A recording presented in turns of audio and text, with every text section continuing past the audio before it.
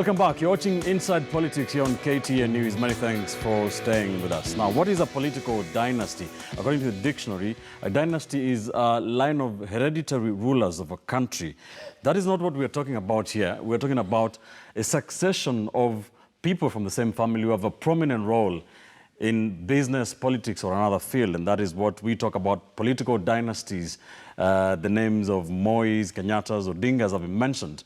While Odinga does not think there are dynasties in this country. Listen. If you look at Nyayo, from a very humble background, you go to Sacho up there in the hills, look at where he came from. And he managed to come out from there and join the nationalist movement and become the second president of this country. It's a great thing. He came from poverty. Just like Mzee Kenyatta also came from poverty. Jaramogi also came from poverty.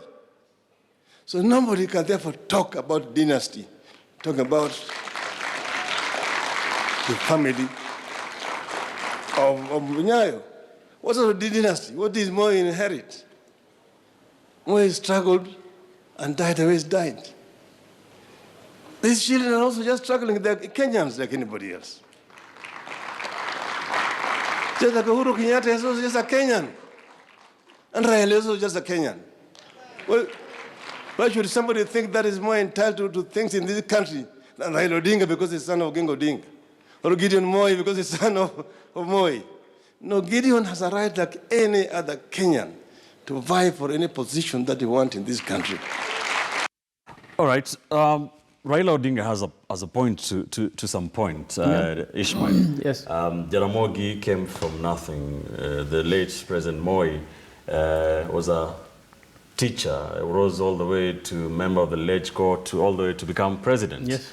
Jomo Kenyatta was a meter reader, became Kenya's founding president. Yeah. But the second generation Odingas, Mois, and Kenyatta is really struggling, like Raila wants us to believe. Yeah, I think Raila Odinga has actually made an extremely important economic point, which we should not lose sight of, even before we come to the political ramifications, that you can start anywhere in the humble grounds and climb up to where you want to go if you are focused, and then you are using every single opportunity along the way to at least reach your destination. So our destinations as a nation should be common, like they're talking about that in the BBI again, that we should have common destinations. Exactly.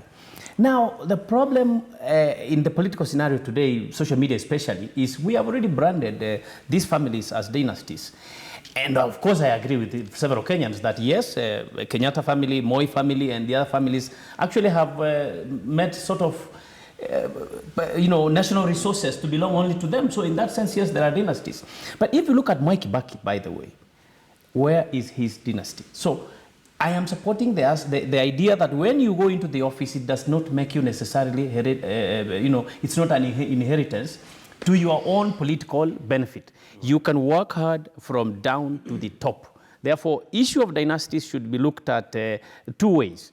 There are those who go to the office and work hard, and there are those who do not go to any office and work hard. Today, in the streets of Nairobi, we have several conmen who are using and utilizing the positions of those who are in office to gain something. Is it a coincidence that since this country's independence in 1963,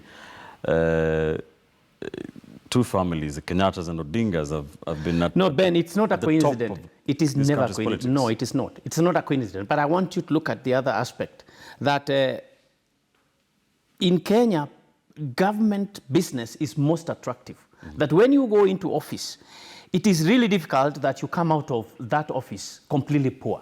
And this is not like you're stealing necessarily, but it is the government controlling land. It is the government controlling tenders. It is the government controlling everything. So if you are going to work in a government office and you utilize your opportunities correctly, it is almost impossible unless you're going to indulge yourself in some stupid things. Right. You definitely will make an empire of your business and of your power as well. Right. The way it is misused now is where I think Kenyans are more focusing.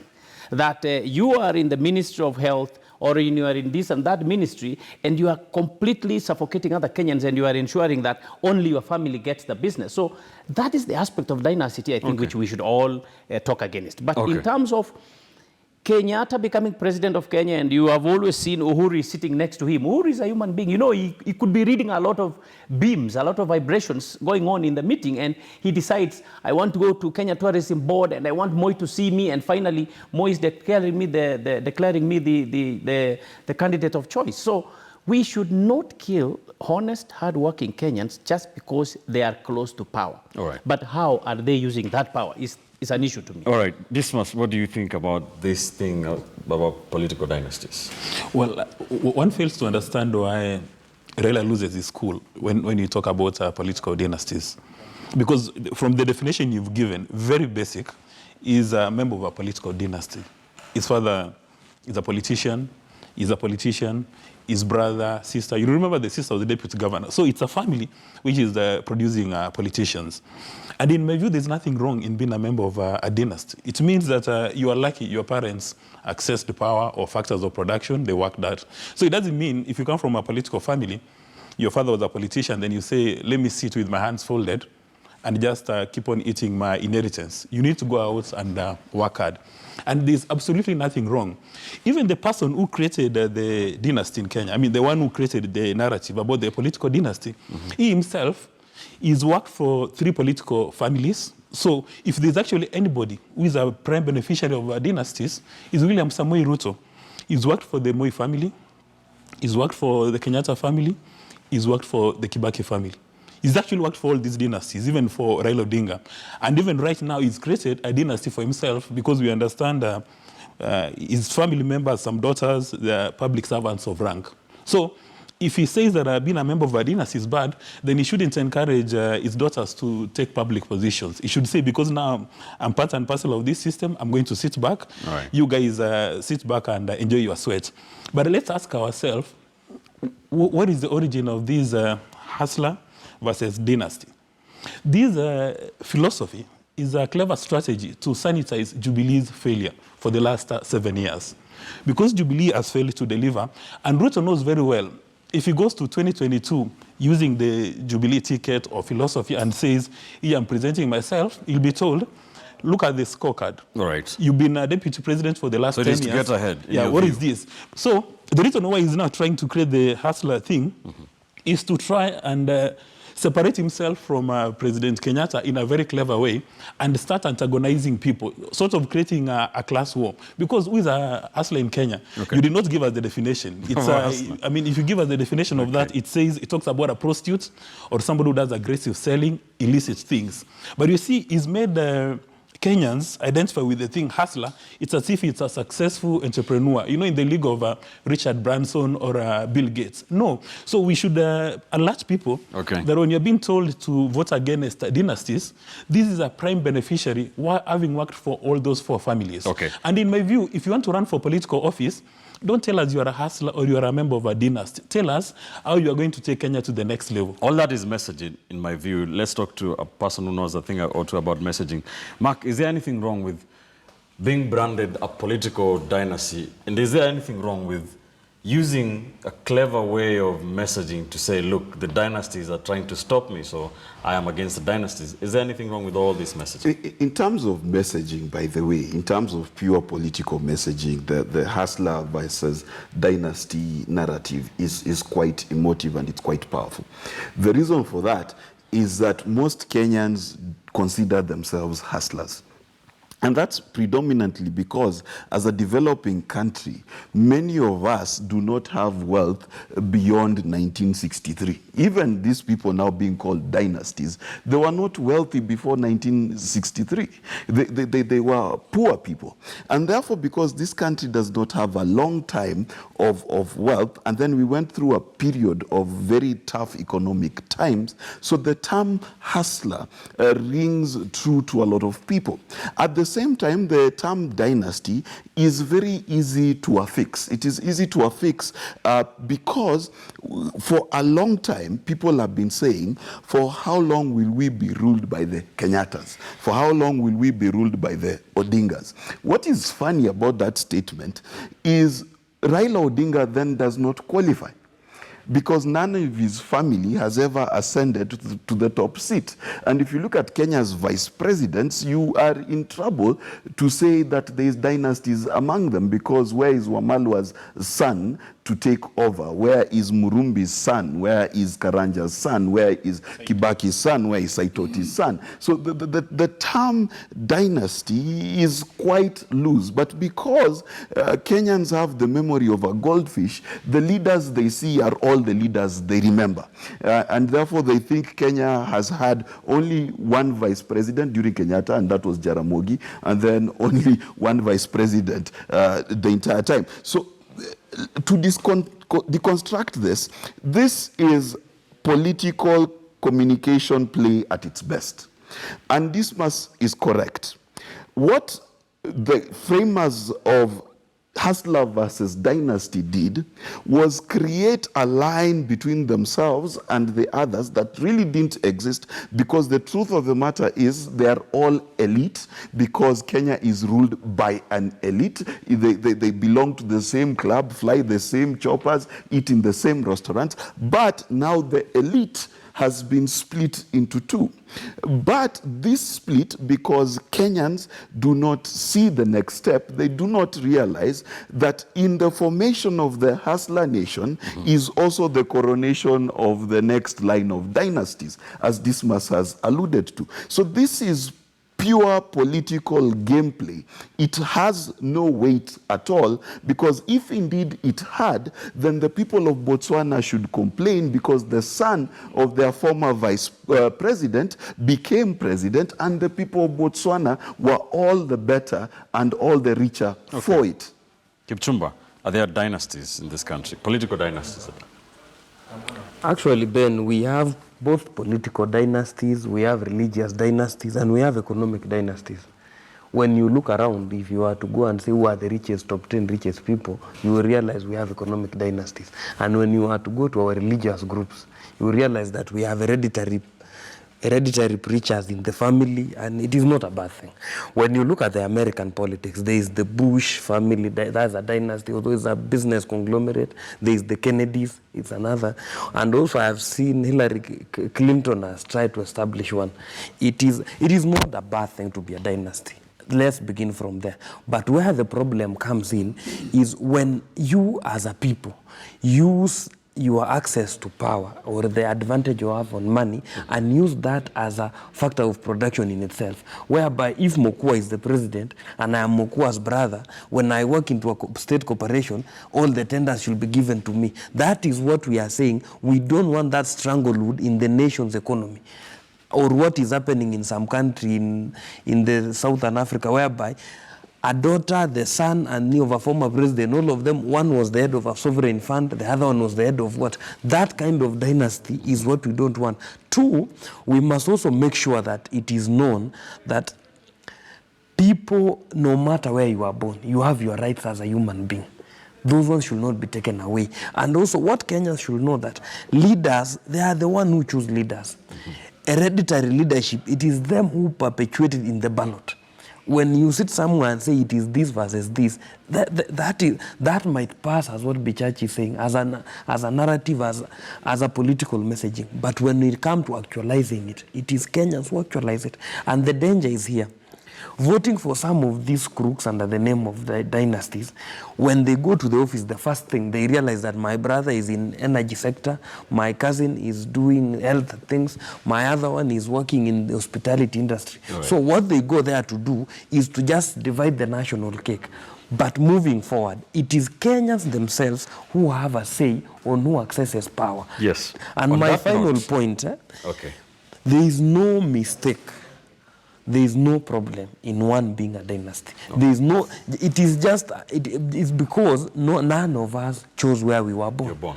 You did not write a letter that I want to be born a Kitili. Yes. I did not write a letter that I want to be born a Karori. Whatever has been accrued or accumulated by the people behind me should just propel me and my next generation to betterment. But when it comes to political space, and there is something that this week I really felt funny. The people who sang in Uhuru Park yote yawezekana bila Nyayo were the same people who are saying, you know what, Mzee was the best. It's the same thing with this dynasty hustler thing. When we sit down and close the door, there is other things that we must contextualize within some of the messaging. All right. Ben, this issue.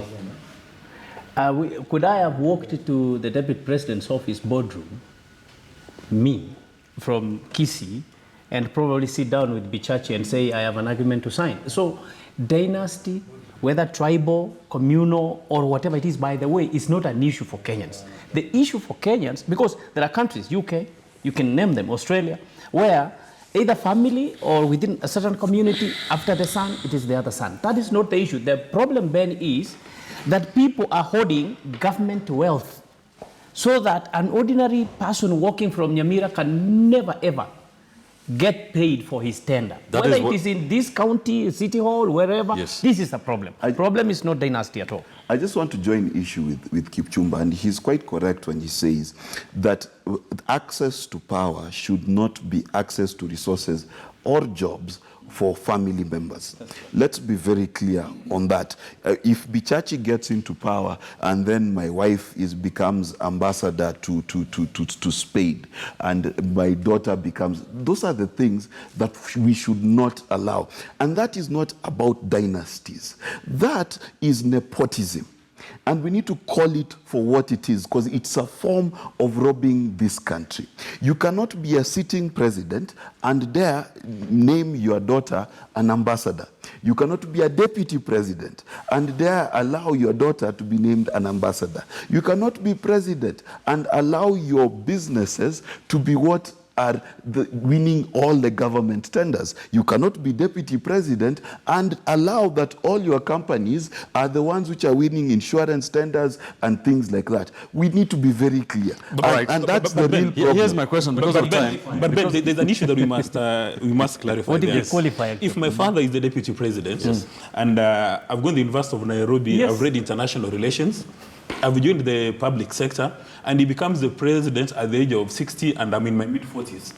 Why should I be appointed an ambassador if I qualify? The issue is at 26. No, relax. What if I'm a businessman and my father decides to run for president, is the president? Should I now close my business and go outside State House and wait for handouts? I think people... So let me ask you this. It's an important question, actually. Yeah. You say there's no issue with the dynasties in this country. Yeah. But we have been here discussing about Jomo Kenyatta and Uhuru Kenyatta, discussing about, that's the second generation Kenyatta. Same with Odinga, Raila, Jaramogi and Odinga. Same with Daniel Arap Moi and Gideon Moi. Now I've seen some Twitter wars about June Ruto and Raila Jr. You know, it's the third, we're not moving to the third generation. And now but you insist there is no problem with the dynasty in quotes. In my view, and you know Martin Luther, before he was killed, he said people should be judged by the content of their character. Now you can add about their IQ, their delivery, and what they know. You shouldn't look at somebody and say, oh, we need to Kenyatta. Okay, you ignore them. Or you say, this is Ishmael San, yeah, we know him is a top lawyer, he may give us favors. Let people go to the drawing table, come up with ideas and compete. Let everybody be rewarded based on meritocracy. But because if you're the president and you're going to pull your son with a lesbian as no qualification or anything, then you post them as an ambassador, then there could be an issue. You even remember people have been blaming Trump that he appointed his son-in-law as an advisor on the Mid-East process. But the young man called Jared Kushner is a subject matter expert. He's got content. Even people in the Middle East are saying this guy can deliver. So you cannot tell Trump that because this is your son-in-law, now you cannot appoint him. Final question. There's a school of thought that loosely argues that we cannot be led by the same families over and over again. Yet this country is a multi-party democracy. What is the role of the electorate? You see, there's two things, and I want to just disabuse what Dismas is saying. There's a difference between nepotism and qualification. If all the appointments are going to your family, that's nepotism. If your family does not qualify or qualifies or jumps the queue, that instead of starting at rank 6, they start at rank 3, that's nepotism. And that is what is wrong. Number two, let us understand that one of the privileges of democracy is anyone and everyone can be a leader, in theory. And therefore, the theory states that you cannot disenfranchise Gideon Moi from becoming president by virtue of his father being a former president. Neither can you disenfranchise the son of Mudavadi, the son of Ruto, the son of whoever. So who makes it possible for this country to be ruled by 3 families only? But who makes it possible? The voter. It's not just the electorate. There's the factor of how expensive our elections and campaigning are in this country. The truth of the matter is this: none of us sitting here can imagine that you can run for presidency in 2022 unless you are running like those guys who like to waste 250,000 registering with IEBC so that you and your wife can vote for you. The truth of the matter is that the getting into a presidential election means the ability to harvest billions of shillings to be able to campaign. And for as long as that is a fact, then guess what? Okay. It is the elite who will rule this country. But just give me a minute. Let me finish. Yes, we're out of time. In a political contest, voters can only vote for the candidates that are available and the ones that they know. And in this country, the ones that are available and known because they have money are the elite. So place apart, yes. Well, you know, he said that for you to run to become president, you need billions. In Kenya. You need to harvest billions. Now, that power is not just limited to members of dynasties or hustlers. You go out, brand yourself, sell your idea. In fact, there was an MP from Meru who was elected. He had one jacket, one trouser, and a bicycle. He campaigned through. He only bought his first car when he was sworn in as a president. He was gifted by Uhuru Kenyatta. Yeah, you know, sometimes we sit back and then we blame global warming or Raila Odinga or Uhuru Kenyatta for our misfortune, instead of really doing press-ups and saying, if I want to become a president, what do I need to do? There are many politicians in Kenya who have had to work hard to get to their positions. Okay. Final thought on this. I think where we have reached as a nation, why people are reminded of the issue of hustler versus dynasty, is because down the road the country there have been some sort of mismanagement. And people ask, when we want to cure this problem, where do we begin? So at times you have to ask yourself, some of the problems that we have had in this country, land issues, tribalism, and inequality, the issue of disparity between the poor and the rich, when people sit down and ask, they say, they attribute those problems to the people who have led this country. And that is why we end up in the discussion of dynasties Ben, and hustlers. You've asked about the electorate. What is their part? Kenyans should now appreciate that all these political slogans are simply meant to buy their vote. And they should not say, Raila is the best or Uhuru is the best. I mean, we tried this in 2017. Now we are all crying in the toilet. So we should make sure that whatever slogan anybody brings, we should just take it normal and say, okay, you want my vote. I know you are now trying to trying to mudsling somebody, yes, but it's just my vote you want. Good advice there. Let's take a quick commercial break here on Inside Politics on KTN News. Many thanks for staying with us. When we take a break, we'll talk about another hot story currently. The Sunday Standard screams in the headline, DCI raid Ruto office. The Sunday Nation says hard questions as Ruto speaks on arms racket. This is about 39 billion shillings, a gun fraud case that has implicated former Sports Cabinet Secretary Rashid Echesa, and also the office, physical office of the Deputy President William Ruto has been very adversely mentioned. The DCI is all over this. We will try to talk about this. Stay with us.